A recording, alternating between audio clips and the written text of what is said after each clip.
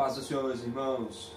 Estamos aqui para gravar a escola dominical desse trimestre, primeira lição, da lição A Igreja Eleita, redimida pelo sangue de Cristo e selada com o Espírito Santo da promessa.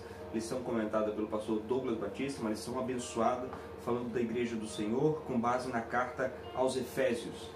E a nossa primeira lição, da introdução à carta aos Efésios, saudação aos destinatários. Tirei como base para estudo dessa lição o comentário bíblico Moody, como eu sempre gosto de comentar para os irmãos, e o Beacon, também o comentário bíblico, que eu estudei para que a gente pudesse estar dando aí essa escola dominical muito abençoada, com muita propriedade, estudando bastante para que eu possa passar para os irmãos de uma forma simples, uma forma prática, toda a lição de hoje. E o nosso texto áureo diz o seguinte: a vós, graça e paz da parte de Deus, nosso Pai, e da do Senhor Jesus Cristo. Efésios 1 e 2. A nossa verdade prática, a Epístola aos Efésios, revela o propósito eterno de Deus para a Igreja de Cristo. Vamos fazer a leitura bíblica em classe e agradecendo mais uma vez ao nosso Senhor Deus por dar essa rica oportunidade, e agradecer a minha esposa, que sempre está aqui conosco, e hoje vai também estar comentando a nossa lição ali pelos bastidores. A nossa leitura bíblica em classe ela está na carta aos Efésios, capítulo 1, versículo 1 e 2, e Atos 19, do 1 ao 7. Vamos fazer a leitura então. Efésios, capítulo 1, versículo 1 diz o seguinte: Paulo, apóstolo de Jesus Cristo, pela vontade de Deus, aos santos que estão em Éfeso e fiéis em Cristo Jesus. A vós, graça e paz da parte de Deus, nosso Pai, e da do Senhor Jesus Cristo. Em continuação, Atos 19, versículo 1 diz: E sucedeu que, enquanto Apoio estava... É Apolo, meus irmãos, ele está Apoio, mas é Apolo, estava em Corinto, Paulo, tendo passado por todas as regiões superiores, chegou a Éfeso, e achando ali alguns discípulos, disse-lhes: recebestes vós já o Espírito Santo quando crestes? E eles disseram-lhe: nós nem ainda ouvimos que haja Espírito Santo. Versículo 3 diz: perguntou-lhes então: em que sois batizados? Então, e eles disseram: no batismo de João. Mas Paulo disse: certamente João batizou com o batismo do arrependimento, dizendo ao povo que cresce no que após ele havia de vir, isto é, em Jesus Cristo. E os que ouviram foram batizados em nome do Senhor Jesus. E, impondo-lhes Paulo as mãos, veio sobre eles o Espírito Santo, e falavam línguas e profetizavam. Estes eram, ao todo, uns 12 varões. Nosso objetivo geral, que esperamos cumprir nessa lição, é mostrar o propósito divino da Epístola aos Efésios. Os nossos objetivos específicos: primeiro, apresentar a autoria, a data da Epístola. 2, identificar para quem foi dirigida a Epístola aos Efésios, epístola de carta, tá, meus irmãos? E 3, explicar o propósito da escrita e a mensagem contida na Epístola ou carta aos Efésios. A introdução da nossa lição. A Epístola aos Efésios é denominada de a coroa dos escritos de Paulo, e ainda de a rainha das epístolas. Nela, o propósito eterno de Deus para a Igreja está revelado por meio de Jesus Cristo. Nesta lição estudaremos os aspectos introdutórios e as principais abordagens doutrinárias da Epístola. Durante esse estudo, o conteúdo da Epístola deve nos levar à adoração a Deus e ao aperfeiçoamento de nossa vida cristã. Para comentarmos essa introdução, antes de entrarmos no primeiro ponto, que é a autoria, meus irmãos, podemos já, de antemão, dizer que o propósito eterno de Deus para a Igreja está revelado por meio de Jesus Cristo. Paulo vai deixar bem claro aos cristãos em Éfeso, nesse período que ele passou com eles, e essa carta deixada a eles é uma carta muito abrangente, que se nós trocássemos ali, como no decorrer da lição nós vamos ver, se nós trocássemos o cabeçalho, a introdução, a entrada, né, dessa carta, nós poderíamos endereçá-la a qualquer uma das igrejas que é cristãs de todo o mundo. Então nós podemos primeiramente ver que ela vem no propósito eterno de Deus, o que Deus queria para a igreja está descrita por Paulo nessa carta aos Efésios. Outra é que durante esse estudo nós temos o quê? Nós temos que pegar essa carta muito bem redigida, muito bem escrita por Paulo, muito inspirada pelo Espírito Santo, e com certeza seremos muito mais edificados com uma forma muito clara. Eu li alguns comentaristas bíblicos, algumas edições anteriores, e alguns dos comentaristas diziam que essa carta vai nos levar às mansões celestiais, se nós nos aprofundarmos nela. Então esse é o objetivo desse trimestre, e nessa introdução nós vamos adentrar nessa parte dessa carta, na autoria e data, que é o primeiro ponto dessa carta, dessa lição de hoje. A autoria. Conforme o costume da época, o autor inicia a carta declarando sua identidade. Paulo, apóstolo de Jesus Cristo. O livro de Atos menciona que ele se chamava Saulo, nome hebraico. Ele também era chamado de Paulo, nome grego. Todavia, Saulo, que também se chama Paulo, cheio do Espírito Santo e fixando os olhos nele. Atos 13 e 9. Aqui a introdução da autoria e da data, ela vai nos arremeter a quem escreveu essa carta. Quem escreveu a carta? Todos os grandes historiadores, todos os irmãos que colaboraram para que a nossa Bíblia Sagrada chegasse às nossas mãos, tem por certo que o autor da carta já está na introdução descrevendo ela, se declarando, a sua identidade está declarada já. A Paulo, apóstolo de Jesus. Por que Paulo? Aqui, meus irmãos, existe um questionamento muito grande da igreja. A igreja muitas vezes tende a dizer que Saulo mudou para Paulo, Deus mudou o nome de Saulo para Paulo. E na verdade não. Na verdade, como nós podemos observar, Saulo é um nome hebraico e Paulo é um nome grego. Aqui está como grego na nossa lição.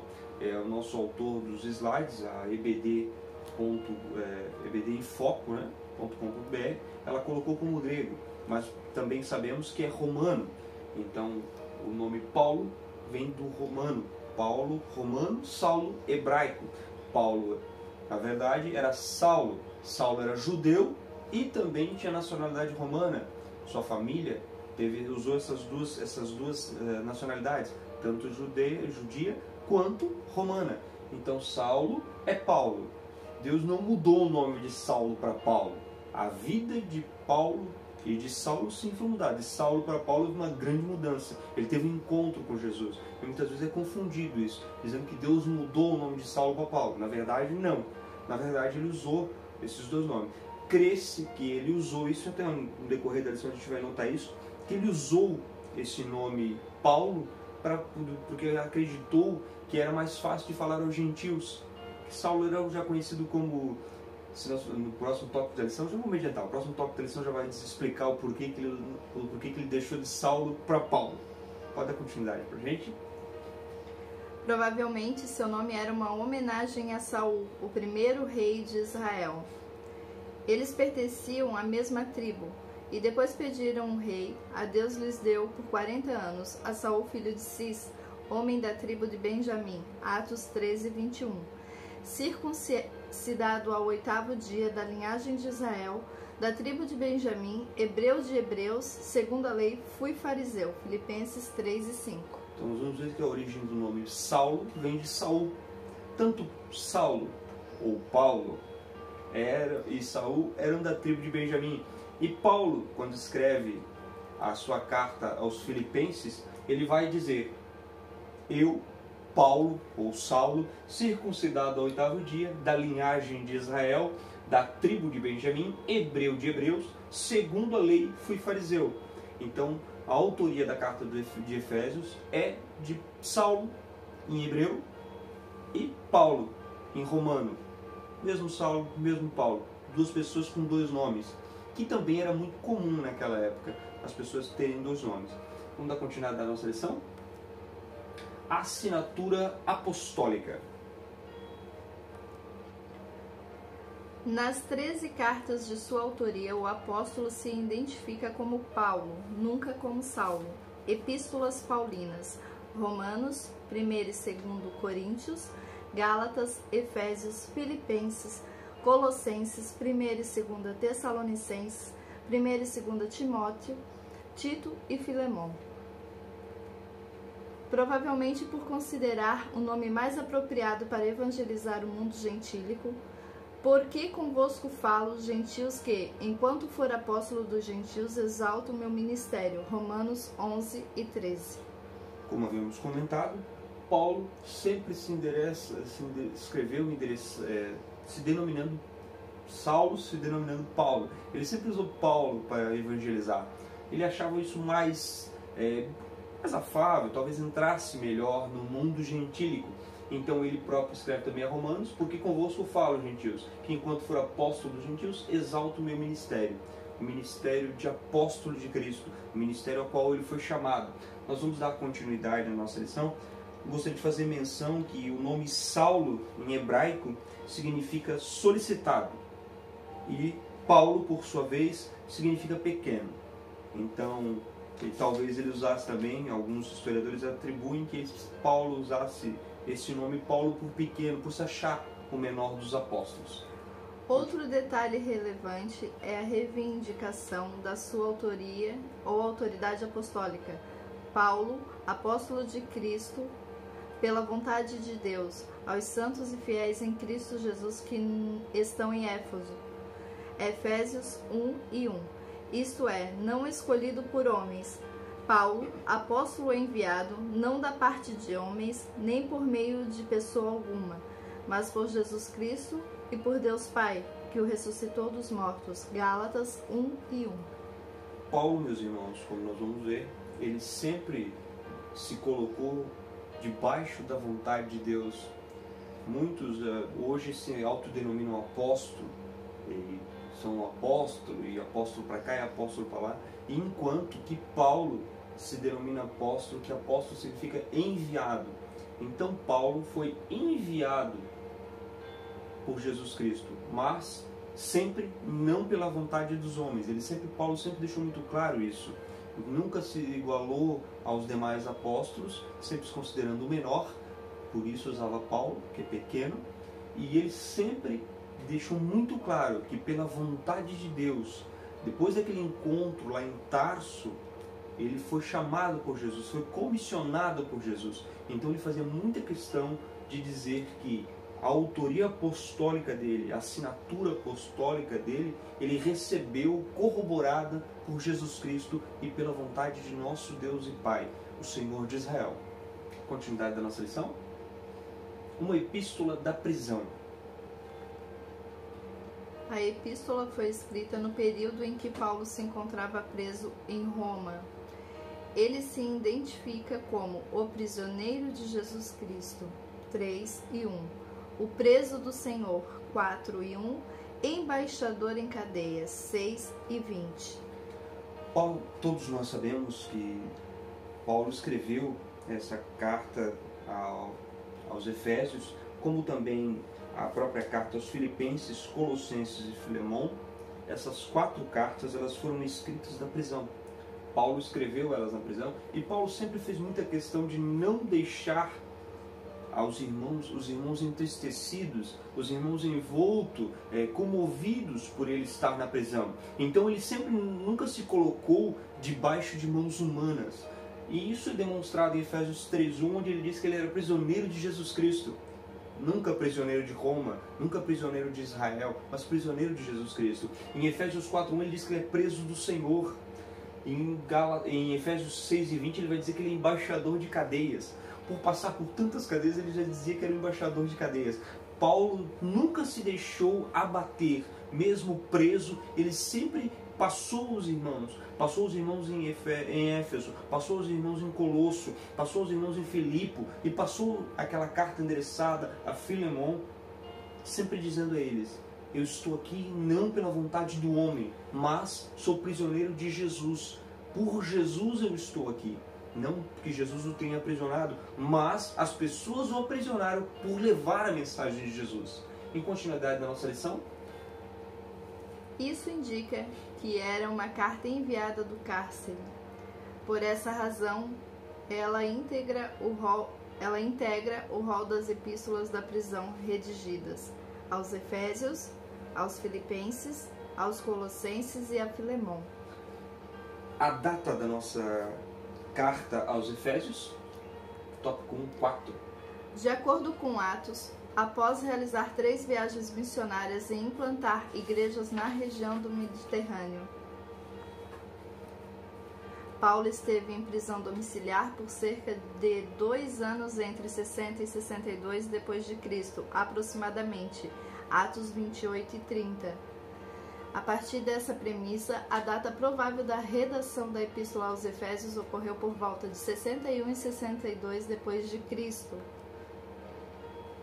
tendo Tíquico como o seu portador. Tíquico, o irmão amado e fiel servo do Senhor, lhes informará tudo, para que vocês também saibam qual é a minha situação e o que estou fazendo. Efésios 6 e 21. Aqui nós podemos comentar o seguinte, meus irmãos. Paulo, por ter uma cultura muito polida, por ser um fariseu, por ter uma abrangência muito grande da Torá, do Pentateuco, dos 5 primeiros livros que nós conhecemos da Bíblia, e por ele ter todo esse Velho Testamento como embasamento da sua vida, por ele estar firmado sobre a palavra de Deus, ele teve sempre uma doutrina muito grande e, com certeza, sua família também era muito reconhecida. Isso lhe dava, mesmo na prisão, alguns privilégios. Quais eram os privilégios? De conseguir com que suas cartas saíssem do cárcere e fossem enviadas às congregações, aos irmãos, para que os irmãos fossem fortalecidos. Por volta de 61 e 62 depois de Cristo, Tíquico, então, levou a carta que Paulo escreveu aos cristãos em Éfeso, levou a eles, e Paulo vai redigir ela com o seguinte prenúncio: Tíquico, o irmão amado e fiel servo do Senhor, lhes informará tudo para que vocês também saibam qual é a minha situação e o que estou fazendo. Isso nós vamos ver a quantidade de informações que Paulo envia a carta aos cristãos em Éfeso. Nós conseguiremos então ser mais amparados, nós conseguiremos então ver com uma maior clareza, pela revelação do Espírito Santo, o que a igreja de Éfeso significa para o Senhor. E mais para frente, essa mesma igreja, ou que hoje Paulo está em direção da carta, Paulo esteve lá, nós vamos no decorrer dessa ver que Paulo esteve lá, depois Timóteo esteve lá e também João esteve lá. Então uma igreja que por muito tempo ela foi muito rica de pessoas na liderança. Após Paulo, Timóteo e João também estiveram em Éfeso. E nós vamos, com o decorrer da lição, entender melhor isso. Os destinatários da carta aos Efésios. Tópico 2.1, a cidade de Éfeso. Fundada por volta de 1050 a.C., tornou-se um centro político, comercial e religioso da Ásia Menor. Atual país da Turquia, era uma cidade litorânea cujo porto desaguava no mar Egeu. Pode continuar.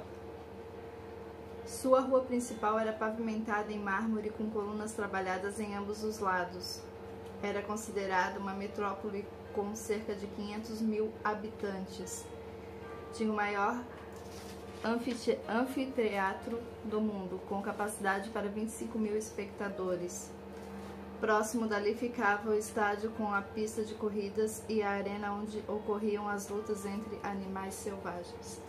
Paulo está então não é uma cidade, Éfeso não é uma cidade pobre, não é uma cidade pequena, é uma cidade muito bem vista, ela está ali rodeada pelo Império Romano, é uma cidade muito próspera por estar no porto, então é uma cidade rica, quase 500 mil habitantes, é uma cidade que tinha até então, naquela época, o maior anfiteatro já conhecido no mundo, com 25 mil espectadores. Ali era feito aquelas lutas, as corridas, naquela época os gregos já tinham ali as suas, o que hoje nós conhecemos por Olimpíadas, já tinham suas competições ali. Então Paulo destina a sua carta a esses cristãos lá em Éfeso, essa cidade tão próspera.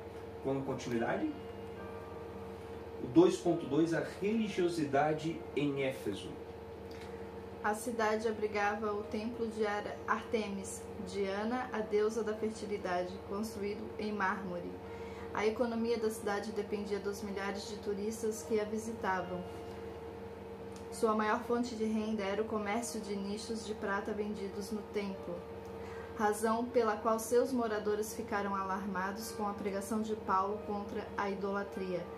Ao ouvirem isso, eles ficaram furiosos e começaram a gritar: "Grande é a Ártemis dos Efésios!" Em pouco tempo a cidade toda estava em tumulto. Atos 19, versículo 28 e 29. E para nós comentarmos um pouco mais de Éfeso, meus irmãos, aqui parece que as histórias elas se confundem. No início nós falamos que Paulo envia uma carta a Éfeso, e agora nós estamos falando que Paulo está pregando lá e os moradores estão alarmados. O que ocorre é o seguinte: Paulo esteve em Éfeso, com um período em Éfeso, um período de 3 anos em Éfeso. Ele pregou muito fortemente no povo, e essa carta provavelmente foi enviada após essa pregação, esse tempo que ele esteve com os irmãos em Éfeso. Então nós vamos ver que a religiosidade, a religião praticada pelos efésios era voltada à deusa Diana ou Ártemis dos efésios. O que nós vamos ver aqui, meus irmãos, é algo que hoje para nós é comum.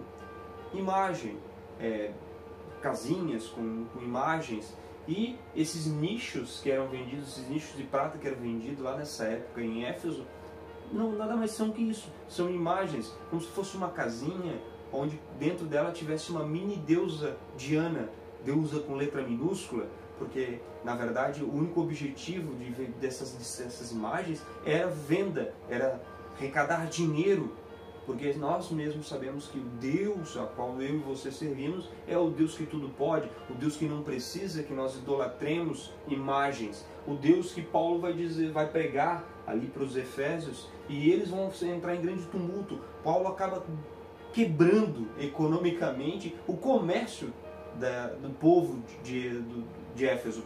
Por quê? Porque ele acaba pregando e muitos vão se converter, abandonando a compra então desses nichos, dessas pequenas imagens de Diana, e se rendendo ao Deus que salva, ao Jesus que morreu na cruz. Em continuidade da nossa lição, a igreja de Éfeso, tópico 2.3.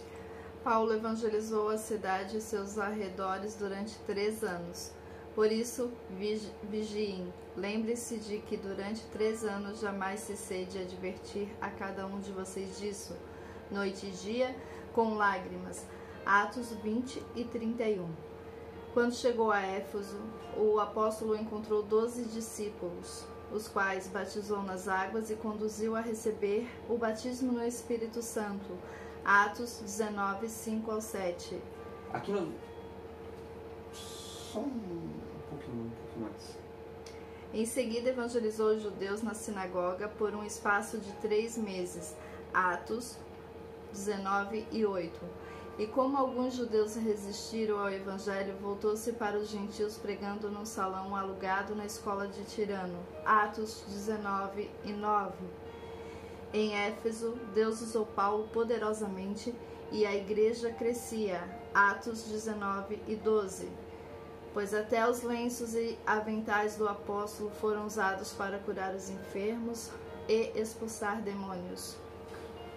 Então o que nós vamos ver é o seguinte, meus irmãos, os 3 slides antes, comentando ali o início da igreja de Éfeso, nós vamos ver que Paulo ficou por 3 anos com os irmãos, pregou, chorou muito, fez muitos discípulos, mas quando ele chegou lá em Éfeso, ele encontrou somente 12 discípulos, 12 varões que estavam crentes em Jesus. Talvez esses irmãos que ali estavam, esses 12, são de lá,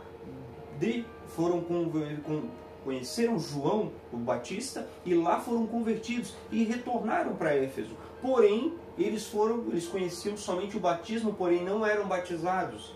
Alguns historiadores vão dizer que Paulo, chegando ali, a nossa própria lição vai dizer que Paulo então batiza eles no batismo em águas, e impondo-lhe a mão sobre ele, eles recebem o batismo com o Espírito Santo, e a nossa leitura vai dizer que eles já saem falando em línguas e profetizando. Glória a Deus por isso. Então nós vamos entender que Deus usou Paulo poderosamente ali, e desses 12 discípulos que agora cheios do poder de Deus, porque uma coisa é você se converter, uma coisa é você aceitar Jesus, outra coisa é você receber o comissionamento do Espírito Santo sobre a sua vida. Quando você recebe o poder do Espírito Santo sobre você, você está então agora com autoridade, com ousadia. Ele vai tirar aquilo que de melhor Deus tem de você e de mim para pregar a palavra. Vai então para que nós possamos ser o canal de bênção. Então Paulo começa a fazer a igreja de Éfeso crescer, que até mesmo os lenços e aventais dele curavam as pessoas. O poder de Deus era tanto sobre a vida de Paulo, o poder do Espírito Santo era tanto sobre a vida dele, a unção que vertia na vida dele dava esse amparo para que as pessoas crentes, não semelhante como aquela mulher, mas podemos até fazer um paralelo, aquela mulher que toca as vestes de Jesus é curada.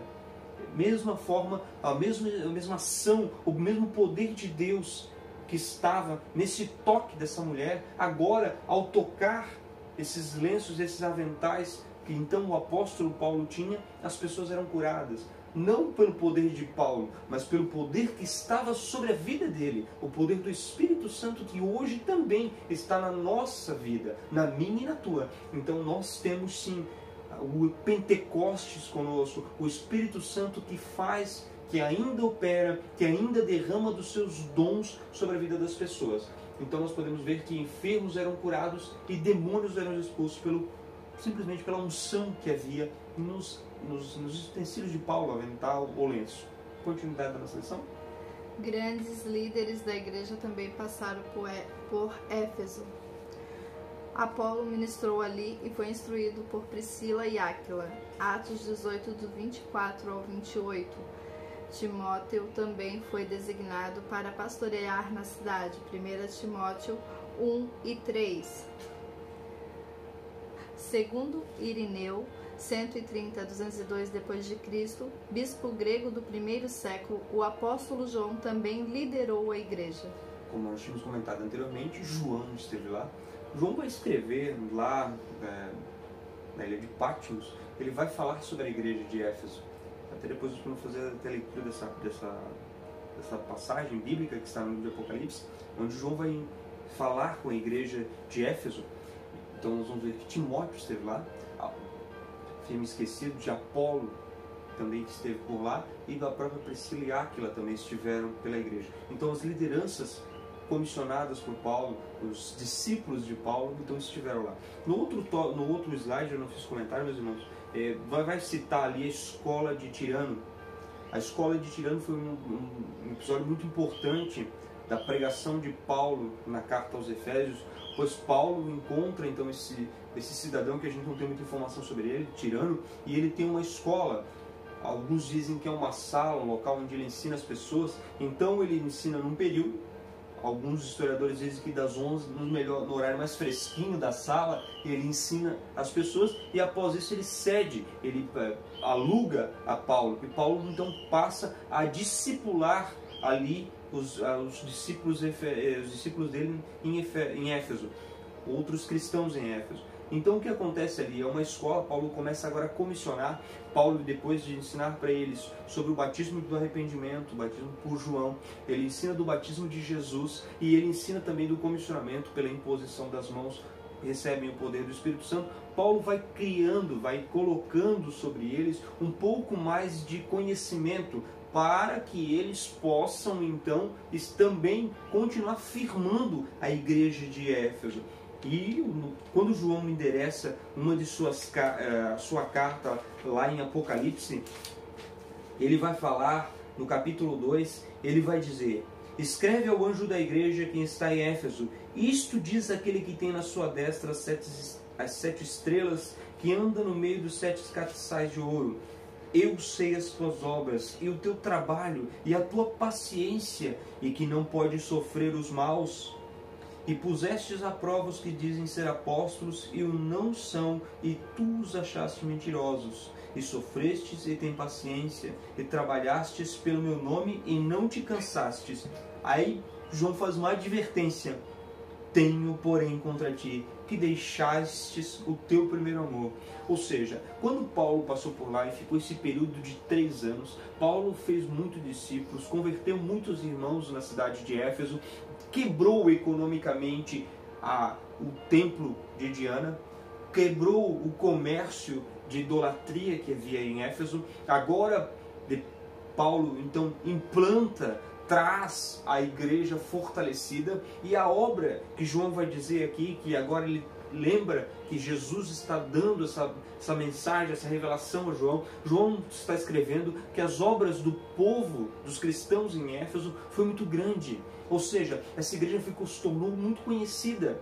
E até hoje, realmente, agora, entrando na lição, eu tenho liberdade para dizer isso para os irmãos. Quando nós lemos dos nossos irmãos que escreveram outras lições anteriores sobre a carta aos Efésios, e eles dizem que se nós nos aprofundarmos nessa lição, nós iremos às mansões celestiais, com certeza, meus irmãos. Quando nós começamos a lembrar do primeiro amor de Éfeso, quando nós começamos a lembrar de então que Paulo esteve lá e que a pregação dele foi tão fervorosa, foi tão acertada, tão pontual, ao ponto de que depois ele escreve somente para relembrar.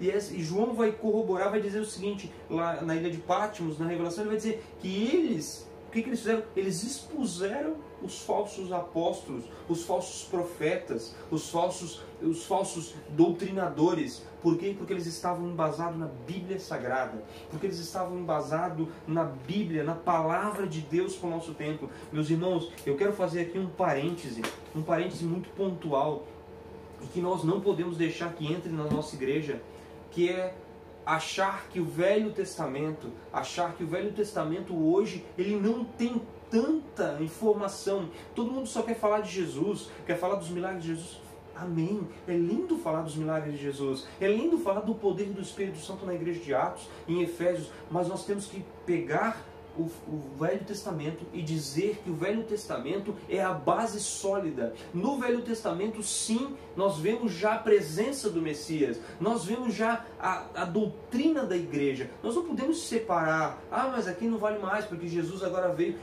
aboliu a lei. Não, Jesus cumpriu a lei. Nós temos que usar o Velho Testamento, sim, como base cristã. Nós vivemos na igreja judaico-cristã. Nossos princípios são cristãos, sim, mas são baseados no judaísmo também. Nós temos que entender isso. Nós vivemos uma doutrina judaico-cristã. Nós não podemos abolir metade da Bíblia. Nós não podemos pegar o Velho Testamento e fazer de conta que ele não existe. Não! Nós temos que ser igual Paulo. Paulo usou toda a informação que ele tinha, usou toda a doutrina que ele aprendeu aos pés de Gamaliel, aos pés de outros rabinos.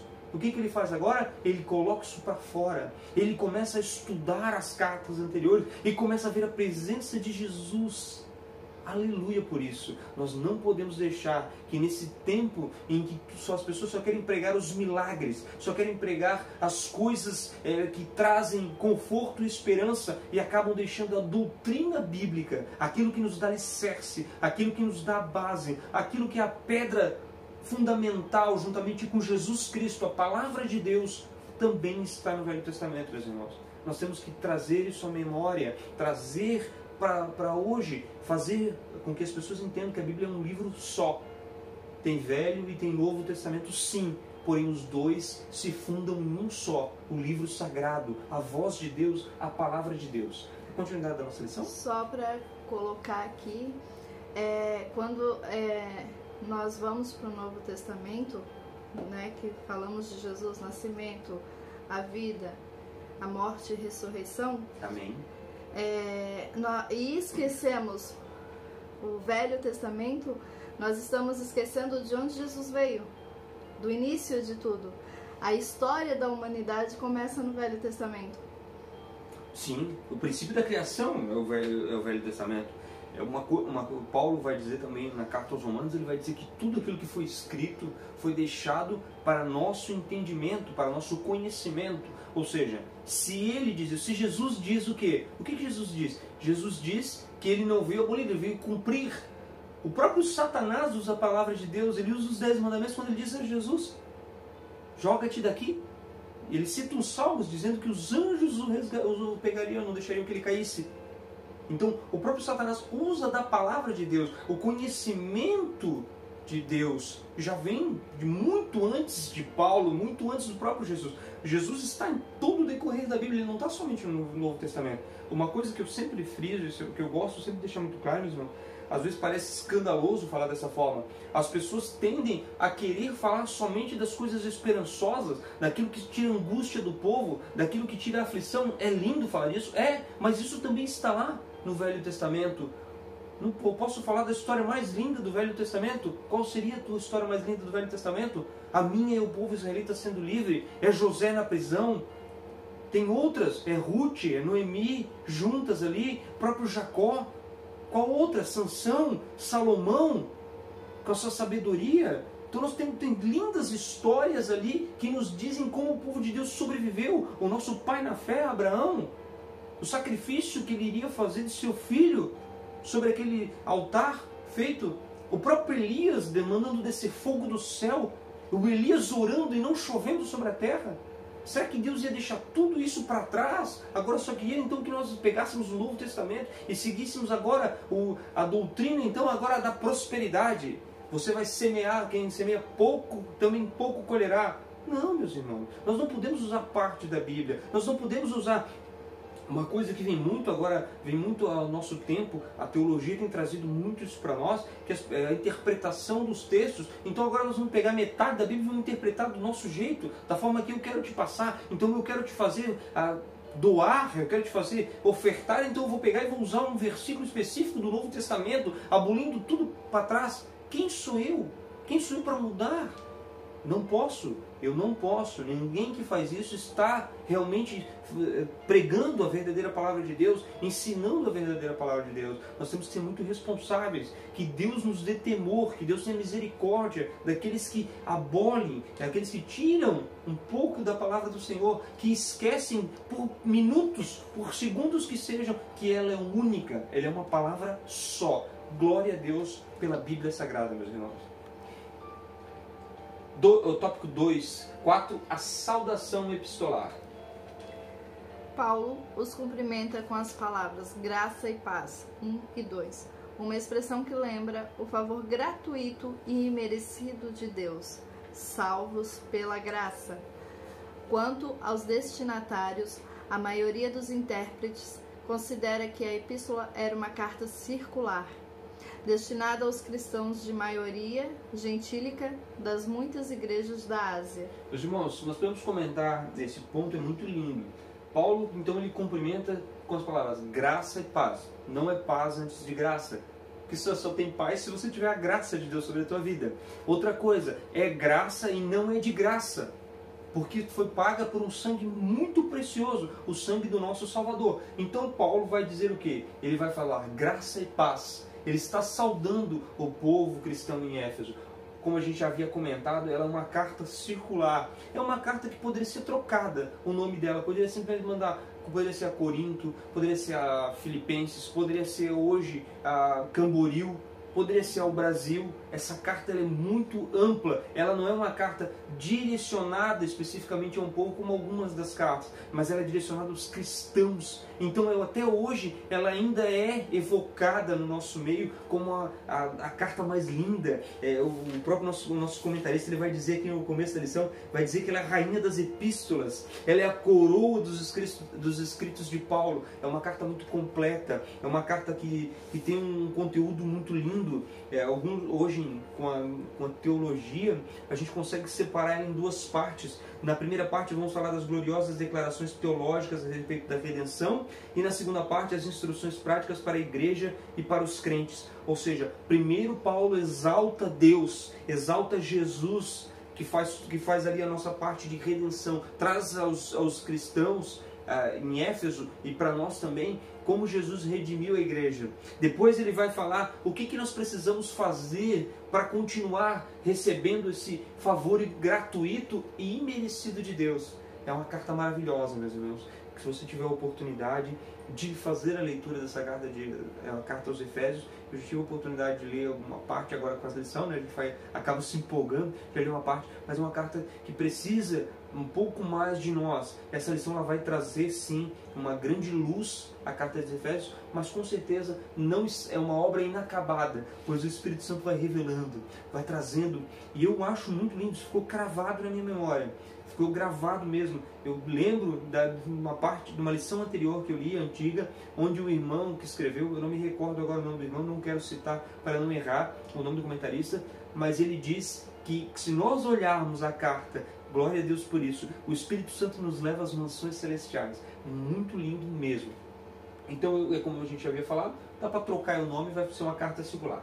O tópico 3 é propósito e mensagem. Caminhando agora para o final já da nossa lição, o tópico 3.1 diz o propósito. Aparentemente, a epístola não aborda nenhum problema específico como em outras de Paulo. Porém, nos capítulos iniciais da carta, percebemos algumas ênfases que sinalizam a solução de certas questões. Havia novos convertidos que vinham do mundo helênico e praticavam religiões de mistérios e magia, mas que agora se reuniam com os santos de Éfeso. Não por acaso o apóstolo Paulo mostra àqueles crentes que Cristo está no controle do universo inteiro. Efésios 20 e 22. Para nós comentar, acho que tem mais um slide nesse parte.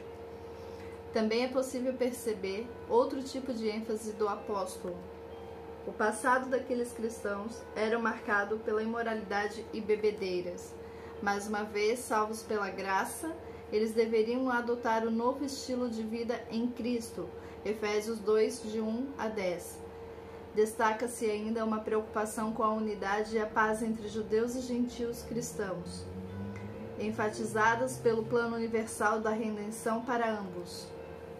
Portanto, lembre-se de que anteriormente vocês eram gentios por nascimento e chamados incircunciso pelos que se chamam circunciso, feita no corpo por mãos humanas, e que naquela época vocês estavam sem Cristo, separados da comunidade de Israel, sendo estrangeiros quanto às alianças da promessa, sem esperança e sem Deus no mundo. Mas agora, em Cristo Jesus, vocês que antes estavam longe, foram aproximados mediante o sangue de Cristo. Efésios 2, 11 ao 13. Sob essas premissas, então, podemos considerar que uma das intenções do autor aos Efésios era a de atender às múltiplas necessidades da igreja numa perspectiva pastoral. Por isso, a carta é apontada por estudiosos como um tratado teológico sobre a igreja, o corpo de Cristo. Meus irmãos, esse tópico ele é muito profundo. A igreja, e ela então recebe qual o propósito dessa carta direcionada ali aos cristãos em Éfeso. Não é uma carta que aponta problemas, como é a carta aos Coríntios, como é uma parte aos Filipenses, mas é uma carta que faz com que os cristãos sejam fortalecidos. Muitos deles agora convertidos, como nós vamos lembrar, quando Paulo chegou eram 12 e agora é um grande número. Porém, o que se encontra ali agora é que como existem judeus que se converteram, também tem gentios, em sua maioria são mais gentios do que judeus. E ali começa aquele velho problema que havia no tempo antigo, quando as pessoas se convertiam. Muitos diziam, aquele circunciso, eu sou circuncidado, eu sou daquela tribo, eu sou daquela outra tribo. E Paulo, então, ele corrige isso. Paulo diz que agora todos são remidos pelo sangue de Jesus. Ou seja, podemos relembrar na carta aos Romanos, quando Paulo diz que nós, que somos também gentios, não somos judeus, nós somos enxertados por Jesus. Então nós agora estamos no cerne da palavra de Deus, no plano de salvação, enxertados. Nós somos gentios enxertados. Não somos judeus, mas somos remidos por Jesus. Fomos eleitos por Ele. Fomos escolhidos por Ele. Então Paulo vai fazer o quê? Ele vai atender às necessidades da igreja de uma forma pastoral, de uma forma de ensinamento. O que ele vai dizer? Ele vai trazer um estudo sobre a igreja e vai relacionar essa igreja de Éfeso, ou as igrejas, que a gente pode trazer num paralelo, né? Dizer as igrejas como elas são parte, elas são o corpo de Cristo. Cristo é o cabeça e a igreja é o corpo de Cristo. Então essa carta ela é muito maravilhosa, essa carta aos Efésios. Continuidade da nossa lição. A mensagem. A mensagem de Efésios gira em torno de duas temáticas: a igreja, corpo de Cristo, Jesus Cristo, a cabeça. Efésios 1 e 22, 4 e 15, 5 e 23. A igreja, o corpo. Efésios 1, 23, 4 e 12, 5 e 30. Duas temáticas, como a gente já havia falado anteriormente. A igreja, a carta ela vai direcionar primeiramente Jesus como a cabeça e a igreja como o corpo de Cristo. Continuidade. Assim, podemos classificar os desdobramentos desses assuntos nos seguintes eixos temáticos: a consumação do plano eterno de Deus na pessoa de Jesus Cristo, Efésios capítulo 1, 3 ao 5, a atuação do Espírito Santo como penhor da experiência de salvação, Efésios 1, do 13 e 14. Ou seja, Paulo, quando escreve, ele já faz, então, traz aos irmãos, primeiramente, a consumação do plano de Deus, esse plano eterno de salvação, que nós sabemos que Deus não foi pego de surpresa, Deus já tinha um plano a partir do pecado original, Deus já traçou Jesus Cristo para cumprir esse plano. Aqui, na carta aos Efésios, a atuação do Espírito Santo, ou seja, aqui, meus irmãos, existe uma profundidade teológica, aqui uma profundidade que só o Espírito Santo para nos dar no decorrer da lição, com certeza isso vai ser muito mais clareado e nós vamos poder entender de uma forma melhor. A experiência de salvação.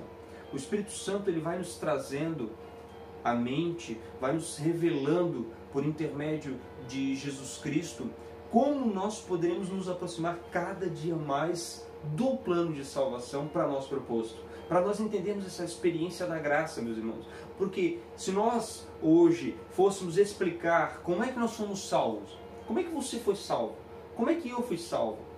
Isso é uma pergunta que para muitas pessoas ela ainda não, ela é de uma profundidade que as pessoas não, eu fui salvo, o irmão orou por mim, eu aceitei Jesus e eu fui salvo. E na verdade nós sabemos que existe um plano maior de Deus sobre isso. Deus, por intermédio do seu Santo Espírito, abriu o meu e o teu coração, fez com que aquela oração feita por mim e por ti fosse tocar o nosso coração, o nosso entendimento, mas somente pelo Espírito Santo. O Espírito Santo agiu na vida do irmão que orou, o Espírito Santo trouxe eu e você para perto, ele abriu o meu e o teu coração, e a partir dali ele começou a fazer em nós um processo. E nós estudamos na lição passada a justificação, a regeneração e o caminho para a santificação. Então, a temática da carta aos Efésios vai tratar primeiro do plano de salvação. Paulo vai dizer, ei, Diana não salva ninguém. Vocês param de vender essas imagenzinhas aí, vocês param de render esses cultos de beberrão, vocês param de fazer essas prostituição, vocês param com tudo isso daí, porque isso aí não vai levar vocês a lugar nenhum. Diana não vai descer de onde ela está, essa imagem de barro, de bronze, de prata, de ouro, não serve a porcaria nenhuma, essa imagem não é nada, mas esse Jesus aqui, aquele que me encontrou lá na estrada, no caminho para Damasco, ele é o Redentor. Ele pode sim, e já fez, pagou um preço alto por mim e por ti. Então, nós podemos lembrar isso aqui também nesse momento, trazer aos nossos irmãos. Jesus é o nosso Redentor. Ele nos chamou. Continuação? A reconciliação dos povos por intermédio da cruz de Cristo. Efésios 2:16. A revelação do ministério da vontade de Deus por obra do Espírito Santo, Efésios 3 e 5. Um novo estilo de vida baseado na unidade, na comunhão com o Espírito, na frutificação, na adoração e na intercessão no Espírito, 4, 3 e 30, capítulo 5, 9 e 18, e 19, capítulo 6, versículo 18. Os novos relacionamentos conjugais e a luta contra o diabo, 5 e 21, e do 6 ao 20. Meus irmãos, só retornando ali os tópicos, a gente comentou o 1 e o 2, depois teve o 3 e o 4, o 5 e o 6, foi meio rápido, mas você vai entender ali as temáticas conforme os capítulos vão passando, você vai entender as temáticas da proposta da carta aos Efésios. Você vai ver ali a reconciliação dos povos por intermédio da cruz de Cristo. Paulo vai deixar isso muito claro para os cristãos de Éfeso. Ei, você só pode sair daqui, ó, do pecado, como a imagem está ali, ó, bem clara. Você só pode sair do pecado e se chegar novamente a Deus, porque muitos ali ainda estavam incrustados. O povo judeu ainda continuava fazendo o quê? Circuncidava, continuava no templo, nas sinagogas, e os gentios continuavam lá na beberrice, lá na Diana. Então Paulo agora primeiro chama a atenção dos irmãos judeus, chama os gentios, e ele, a partir do momento que eles vão se convertendo, Paulo vai encaminhando ambos. Mesmo os judeus, ele vai encaminhando, dizendo: ei, agora, você que o judeu que oferta lá na sinagoga, vai parar e agora você já tem uma oferta. Jesus já fez essa oferta por mim e por ti. Você gentil que estava fazendo uma padiana que não faz nada, vem para cá agora. Então Paulo mostra a cruz de Cristo que leva a Deus. E o ponto da temática 4, ele vai revelar esse mistério da vontade de Deus por obra do Espírito Santo. Vai revelar como a graça alcançou a vida dos cristãos em Éfeso e alcança a minha e a tua vida. Somente o Espírito Santo para nos deixar muito claro isso. E no tópico 5 e o 6, que nós podemos dar continuidade, vai nos trazer então o quê? Vai fazer com que a nossa vida agora, baseada nisso, nessa obra que o Espírito está fazendo na minha e na tua vida, nós estamos agora frutificando, e na adoração e na intercessão no Espírito, nós vamos ser fortalecidos. Nós vamos então ser mais fervorosos. Nós vamos então agora fazer o quê? Nós vamos se unir aos nossos irmãos, como os cristãos em Éfeso se uniram, os judeus que se converteram a Jesus e o povo gentil se uniram numa igreja só. Entenderam que eles são o corpo de Cristo. E isso também, Paulo continua a outra temática, lá no capítulo 6, nós vamos ver que ele vai falar sobre os novos relacionamentos conjugais e a luta contra o diabo. Vai falar das armaduras, vai falar da honra ao pai e à mãe, vai trazer como a vida cristã tem que ser. Então essa carta ela é muito, como eu posso dizer para os irmãos, ela é uma carta que nos traz muitos ensinamentos. No decorrer da nossa lição do trimestre nós vamos entender mais sobre essa tão profunda carta dos Efésios. Portanto, a epístola contém uma combinação de doutrina, fé e prática da vida cristã, a teoria mais a prática, de tudo quanto Deus fez e do que se espera que a igreja faça. A nossa conclusão, meus irmãos, vai dizer o seguinte: a epístola revela um elaborado resumo da salvação e suas implicações para a vida cristã. Seu conteúdo recorda o favor imerecido que recebemos gratuitamente da parte de Deus. Suas exortações nos impelem a viver em santidade e, alicerçados em Cristo, a cabeça da igreja, a batalhar contra as forças das trevas. Então nós concluímos a nossa primeira lição. Essa lição é uma introdução, meus irmãos, à carta dos Efésios, é uma introdução da própria lição do trimestre e, com certeza, no decorrer da nossa lição, agora sabendo para quem a carta foi endereçada, quem a escreveu, a data, o conteúdo dela, os temas dela, no decorrer da nossa lição nós vamos nos aprofundando ainda mais. Eu gostaria de fazer um convite a você, que você continue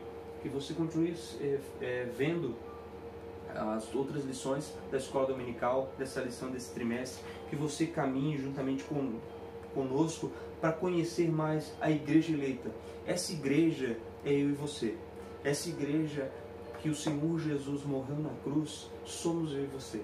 Nós somos a igreja eleita do Senhor. Que nós possamos, no decorrer da lição, nos aprofundar e realmente caminhar para mais edificação, para que nós sigamos mais fortalecidos pela palavra do Senhor. Eu espero ter passado para os irmãos uma lição muito simples. Não me aprofundei em temas teológicos, que no decorrer das lições nós podemos estar nos aprofundando, trazendo outros temas mais teológicos, mas esperamos que o Senhor Deus, com a sua infinita graça, continue nos abençoando, que o Senhor Jesus nos guarde com o seu amor e que o Espírito Santo, irmãos, nos revele cada dia mais, dando a cada um dos irmãos colaboradores da escola dominical muita sabedoria, muita intrepidez para poder tratar dessa lição, para que a gente possa realmente nos aprofundarmos como igreja do Senhor e entendermos que a nossa cabeça é Cristo, sim, mas que o corpo tem que estar saudável.